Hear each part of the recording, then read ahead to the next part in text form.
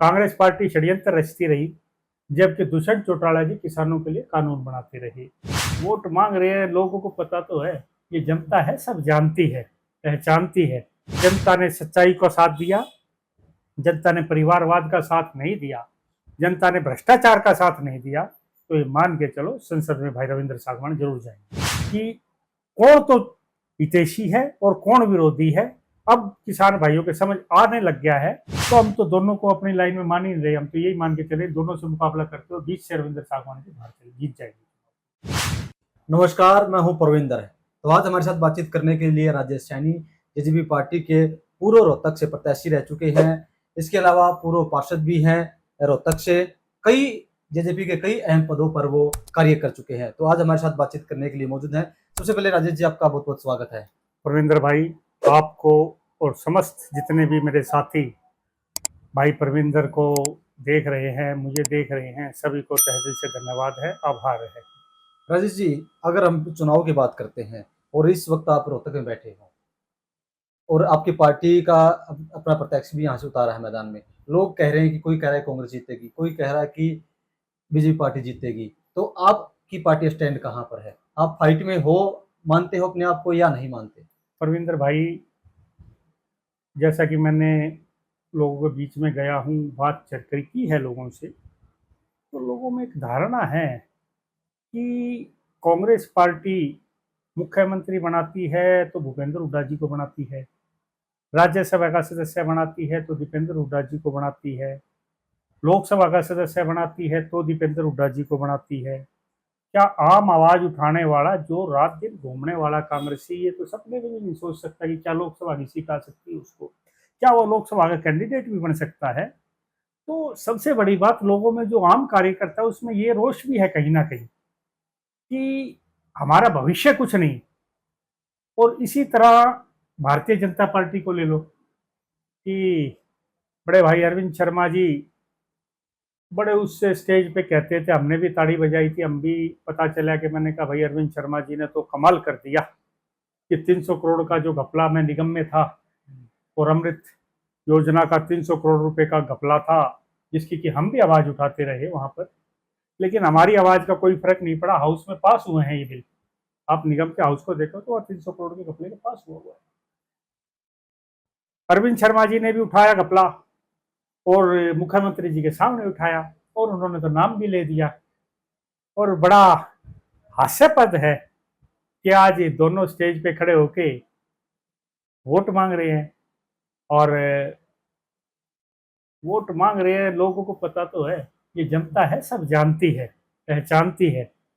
वो बोलेगी नहीं, लेकिन हम ये जान के मान के चलते हैं कि मेरा छोटा भाई रविंद्र सागवान, जो कि ट्रक चलाने वाले का गरीब से घर से बच्चा है, और जननायक जनता पार्टी एक ऐसी पार्टी है चौधरी देवीलाल के पदचिन्हों पे चल के, जो चाय वाले को, ट्रक वाले को, नाई को, धोबी को, मोची को, तेली को टिकट देती है और लोकसभा हिंदुस्तान की सबसे बड़ी संसद में भेजने का कार्य करती है। और अगर जनता ने सच्चाई को साथ दिया, जनता ने परिवारवाद का साथ नहीं दिया, जनता ने भ्रष्टाचार का साथ नहीं दिया, तो ये मान के चलो संसद में भाई रविंद्र सागवान जरूर जाएंगे। एक आपकी पार्टी का किसान बहुत ज्यादा विरोध कर रहे हैं। लगातार किसान कह रहे हैं कि भाई देवीलाल की पार्टी है ये तो, लेकिन उसके बावजूद देवीलाल अच्छे इंसान थे, लेकिन उसके बावजूद भी आपकी जो पार्टी के लोग हैं उन्होंने किसानों की सुनी नहीं, उनकी समस्याओं का हल नहीं किया। जगह जगह आपके जो बड़े लीडर हैं उनका विरोध क्यों हो रहा है? पहली बात तो, किसान हमारे भाई है, हम भी किसानों से बीच से उठ के आए हैं, किसानों की पार्टी कहलाए चौधरी देवीलाल के वंश। दूसरी बात, कुछ षड्यंत्र रचे जाते हैं परविंदर भाई। कांग्रेस पार्टी षड्यंत्र रचती रही, जबकि दुष्यंत चौटाला जी किसानों के लिए कानून बनाते रहे। मंडियों में गेहूं के लिए अपने आप एसएमएस पहुंचता था, अपने आप खाते में सीधे पैसे पहुंच जाते थे, आड़तियों की इंतजार नहीं देखनी पड़ती थी और ना ही लंबी लाइनें लगानी पड़ती थी। लेकिन जब से दुष्यंत चौटाला जी सरकार से दूर हुए हैं, तो आज की स्थिति और पिछले 4.5 साल की स्थिति का जब आकलन करेंगे आप, तो किसान भाइयों को समझ आएगा कि कौन तो हितैषी है और कौन विरोधी है।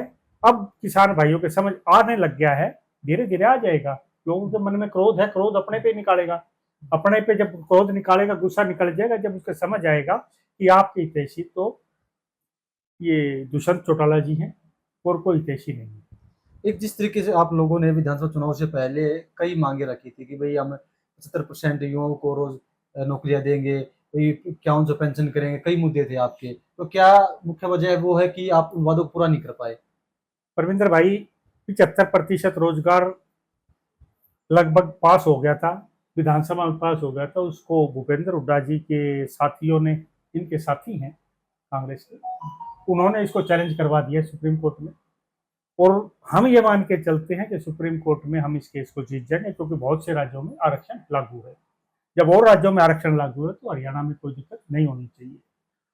और बात 5100 पेंशन की है। भारतीय जनता पार्टी ने जब सीट की बात कही तो अजय सिंह चौटाला जी की एक ही सोच थी कि हरियाणा के बूढ़ों, जो मेरे माता है, पिता है, उनके खाते में 51-5100 चला जाए। तो हमने तो भारतीय जनता पार्टी को कह दिया था कि हम एक भी सीट नहीं लड़ते और आपका साथ भी देंगे, आप पेंशन 5100 कर दें। लेकिन वे नहीं माने।